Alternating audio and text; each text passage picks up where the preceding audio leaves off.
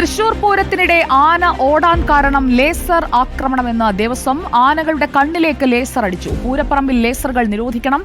എഴുന്നള്ളത്തിന് ആനകളെ ഉപയോഗിക്കുന്നതിനെതിരെ നിൽക്കുന്ന സംഘടനകളുടെ പങ്ക് അന്വേഷിക്കണം.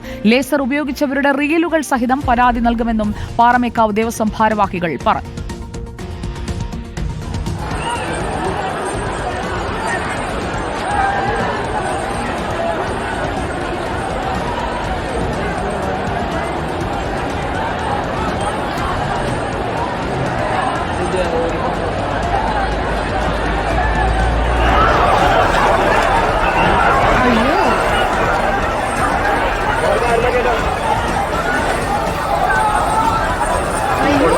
ഈ ലേസർ ആനകളുടെ കണ്ണിലേക്ക് അടിച്ചിരുന്നു.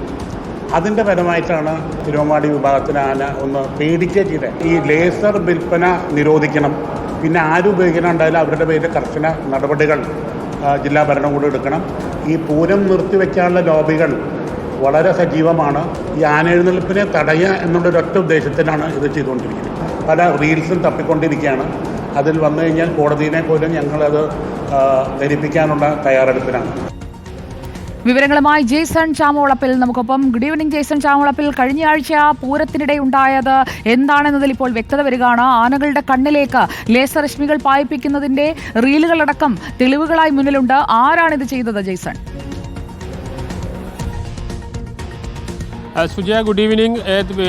തൃശ്ശൂർ പൂരത്തിൻ്റെ ആദ്യ ദിവസം രാത്രിയായിരുന്നു, അന്ന് അർദ്ധരാത്രിയായിരുന്നു. പൂരം എഴുന്നള്ളിപ്പിനിടെ തിരുവമ്പാടി വിഭാഗത്തിൻ്റെ ആന പരിഭ്രാന്തിയോടുകൂടി ഓടുന്നൊരു സാഹചര്യം ഉണ്ടായത്.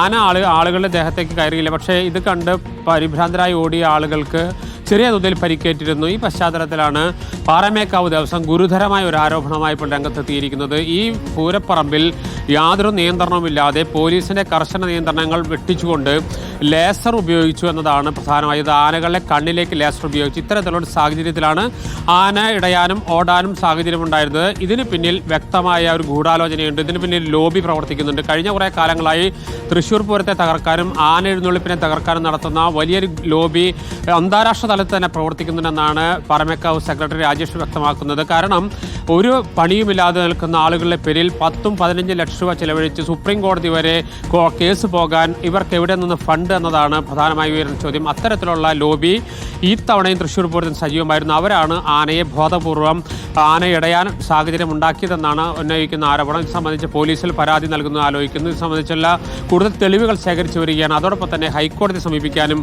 ഒരുങ്ങുന്നെന്നാണ് ഇപ്പോൾ പാറമേക്കാവ് ദേവസ്വം വ്യക്തമാക്കുന്നത്. സുജയ, ഓക്കെ, ജെയ്സൺ ചാമോളപ്പിലാണ് വിവരങ്ങൾ നൽകിയത്.